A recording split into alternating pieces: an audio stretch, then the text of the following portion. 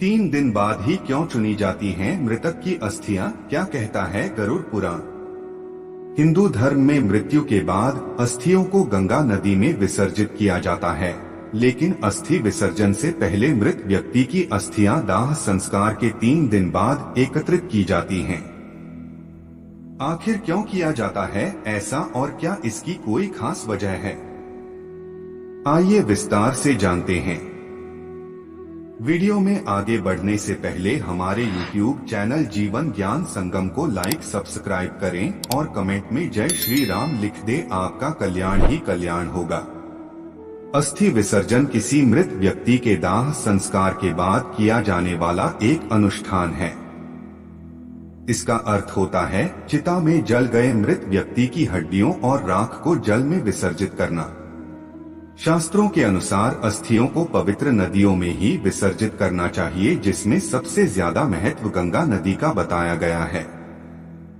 इसलिए हर साल करोड़ों की संख्या में हरिद्वार और वाराणसी जैसे पुण्य स्थान पर देश के हर कोने से अस्थि विसर्जन के लिए आते हैं।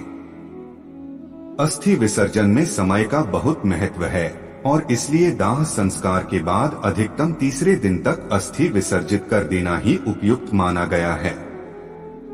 अब सवाल उठता है कि अस्थि विसर्जन से पहले और दाह संस्कार के तीसरे दिन ही क्यों मृतक की अस्थियां चुनी जाती हैं?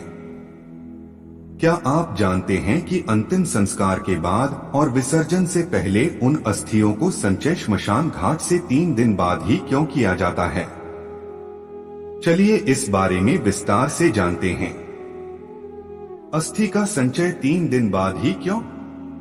हिंदू धर्म के 18 पुराणों में से एक गरुड़ पुराण में मनुष्य के जन्म और मरण से संबंधित समस्या रहस्यों को उजागर किया गया है।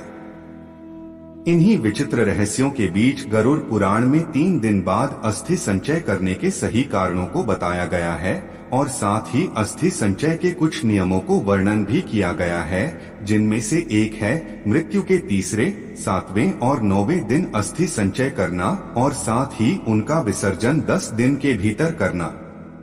दरअसल गरुड़ पुराण कहता है कि अंतिम संस्कार के तीसरे दिन अस्थि एकत्रित करना अति योग्य है, क्योंकि मंत्रों के उच्चारण की सहायता से अस्थियों में आकाश एवं तेज तत्वों की संयुक्त तरंगों का संक्रमण होता है, जो कि 3 दिनों के बाद कम होने लगती है। इसकी वजह से अस्थियों के चारों ओर निमित्त सुरक्षा कवच की क्षमता भी कम होने लगती है। ऐसे में अस्थियों के ऊपर कब्जा कर अनिष्ट शक्तियां यानी नकारात्मक शक्तियां उस मृत व्यक्ति की देह को कष्ट देने का प्रयास कर सकती हैं। कोई ऐसी स्थिति उत्पन्न न हो, इसलिए उससे पहले ही अस्थियों को श्मशान घाट से हटा लिया जाता है। लेकिन अस्थियां एकत्रित करने से पहले यह जान लेना जरूरी है कि जहां शव को अग्नि दी गई थी, अस्थियों को वहां से लाने से पहले उसकी पूजा करना अनिवार्य है। फिर श्मशान से अस्थियों का संचय करके उसे एक साथ पीतल की थाली में रखने के बाद सफेद कपड़े से ढक घाट ले जाना चाहिए। इसके साथ ही यह भी कहा गया है कि मृत्यु के दिन से 10 दिन तक किसी योग्य ब्राह्मण से गरुड़ पुराण जरूर सुनना चाहिए। यह पाठ उसी स्थान पर करना चाहिए जहां अंतिम बार मृत व्यक्ति के शरीर को अंतिम बार रखा गया था।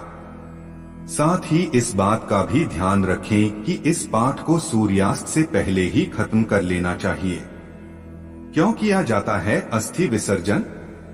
हिंदू धर्म में अस्थि विसर्जन को अनिवार्य धार्मिक अनुष्ठानों में से सबसे महत्वपूर्ण माना गया है। जब आत्मा शरीर को छोड़ देती है तो वह अपने नए जीवन में चली जाती है।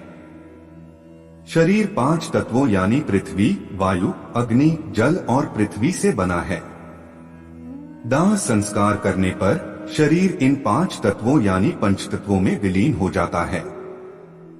इसके बाद बची हुई हड्डियों और राख को शांतिपूर्ण में बहाया जाता है, जिससे मृत व्यक्ति पूरी तरह इस संसार से मुक्त हो जाए। इसलिए अस्थि विसर्जन किया जाता है। आज के लिए बस इतना ही, मिलते हैं न्यू वीडियो पर। जय हिंद, जय भारत।